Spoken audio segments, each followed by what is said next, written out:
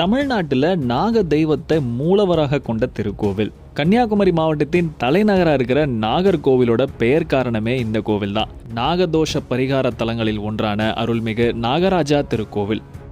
2 கருவறைகளை கொண்ட இந்த கோவிலில் ஒரு கருவறையில் 5 தலை கொண்ட நாகராஜா மூலவராக இருக்கிறாரு. இன்னொரு கருவறையில் அனந்த கிருஷ்ணன் மூலவராக இருந்து மக்களுக்கு அருள் பாலிக்கிறாங்க. கிபி 1500ஆம் ஆண்டுகளுக்கு முன்னதாகவே கட்டப்பட்ட இந்த கோவிலில் நாகராஜாவோட கருவறை இன்றும் ஓலையால் தான் வேயப்பட்டிருக்கு. கிபி 1500களில் திருநெல்வேலி பகுதியை ஆண்ட உதயமார்த்தாண்டன் என்ற மன்னரோட சரும நோய் இந்த கோவிலில் வந்து நீங்கியிருக்கு.